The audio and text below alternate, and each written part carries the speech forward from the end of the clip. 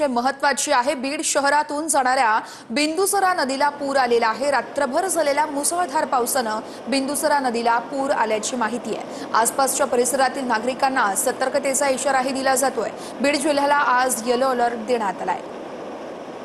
या संदर्भात अशोक काळकुटे आमचे प्रतिनिधी आपल्याला सविस्तर अपडेट्स देत आहेत। अशोक, सध्या बीडमधली नेमकी काय परिस्थिती आहे?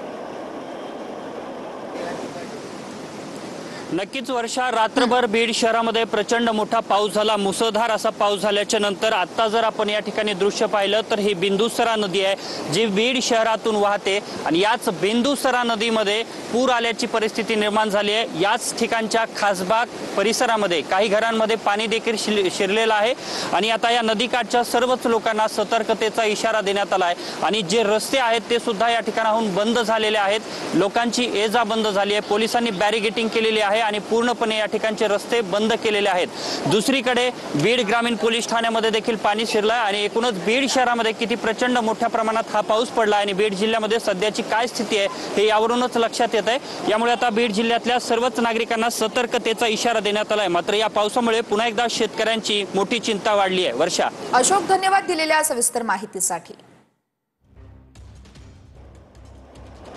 धाराशिवच्या भूम तालुक्यातील पाथरोड परिसरात जोरदार पाऊस झालेला आहे। ईट आणि पाथरोड गावांचा संपर्क तुटलाय। ईट आणि पाथरोडला जोडणाऱ्या रस्त्यावरून मोठ्या प्रमाणात पाणीही आलेलं आहे, त्यामुळे रस्ता वाहतुकीसाठी बंद झालाय।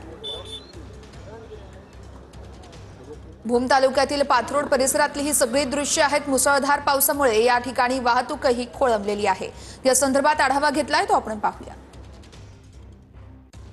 मराठवाड्यामध्ये पावसाने अक्षरशः थैमान घातलेलं होतं। 2 दिवसाची विश्रांती घेतल्यानंतर पुन्हा एकदा मध्यरात्रीपासून जोरदार पाऊस जो आहे तो धाराशिव जिल्ह्यातील भूम, परांडा, वाशी असेल यामध्ये बरसताना दिसतोय। सध्या आपण भूम तालुक्यातील पाथरूड या गावामध्ये आहोत आणि पाथरूड ते ईट जोडणारा जो रस्ता आहे या रस्त्याच्या पुलावरून आपण बघू शकतो की कशा पद्धतीने मोठ्या प्रमाणात जो आहे तो पाण्याचा प्रवाह सुरू आहे। यातून मार्ग काढताना दुचाकीस्वार असतील किंवा शेतकरी असतील याला मोठ्या प्रमाणात अडचणी येताना आपल्याला सध्या पाहायला मिळत आहे। अनेक शेतकऱ्यांच्या शेतामध्ये अक्षरशः तळ्याचं स्वरूप आलेलं चित्र जे आहे ते पाहायला मिळतंय।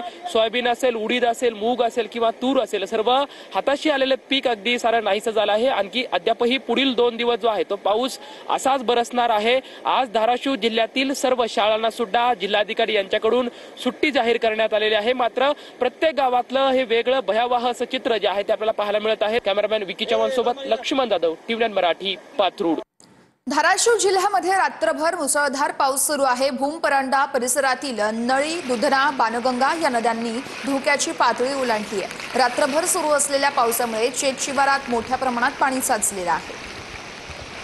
नद्यांनी धोक्याची पातळी ओलांडल्याने आता नदीकाठच्या सगळ्या गावांना सतर्क राहण्याचं आवाहन देखील केलं जातंय। भूम तालुक्यामध्ये रात्रीपासूनच मुसळधार पाऊस पडतोय, त्यामुळे नदी नाल्यांना तळ्याचं स्वरूप आलंय। धाराशिवच्या भूम तालुक्यामध्ये मध्यरात्रीपासूनच जोरदार पाऊस सुरू आहे। हवामान खात्याकडून पुढील 2 दिवस मुसळधार पावसाचा अलर्टही देण्यात आलाय।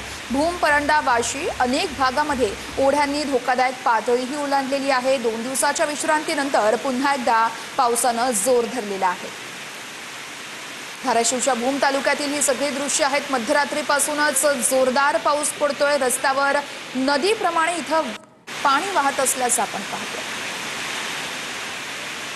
तिकडे हिंगोलीच्या वसमत, कळमनुरी आणि औंढा नागनाथ तालुक्याला या पावसानं अक्षरशः झोडपून काढलेला आहे। इसापूर धरणातून पैनगंगेच्या पात्रात 18,668 क्युसेक वेगानं विसर्ग केला जातोय।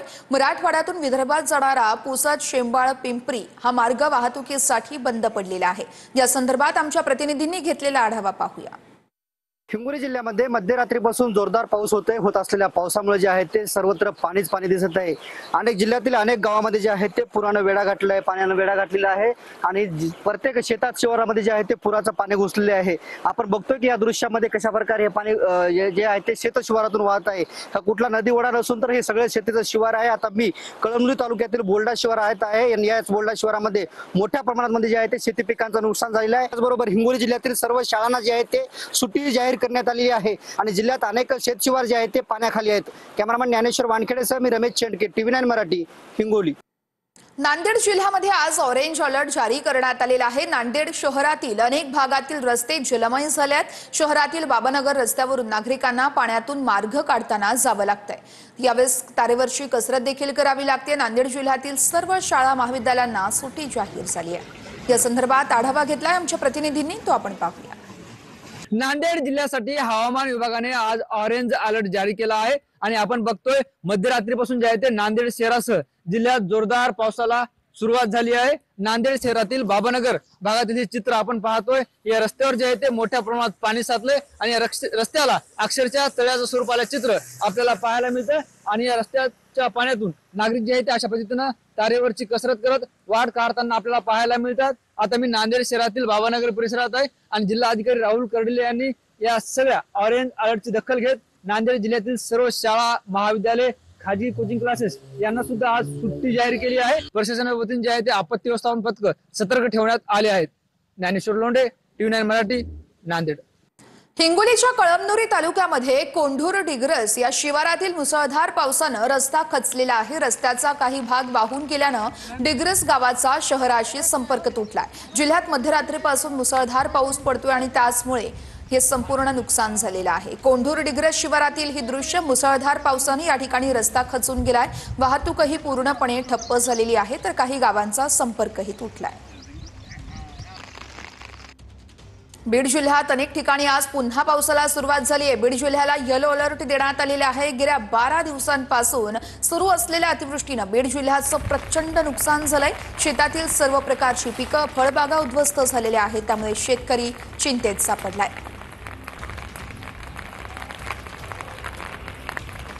लातूर जिल्ह्यातही पावसाचा जोर वाढलाय। लातूर ते हरंगुळ जाणाऱ्या रस्त्यावर भुयारी पुलामध्ये पाणी घुसल्यानं वाहनं अडकली आहेत। हा रस्ता पाण्यामुळे पूर्णतः बंद झालाय। या पाण्यामुळे वाहन चालकांची मोठी कसरत होते। काही वाहनं देखील या पाण्यामध्ये अडकलेली आहेत। लातूर ते हरंगुळ रस्त्यावरची ही दृश्य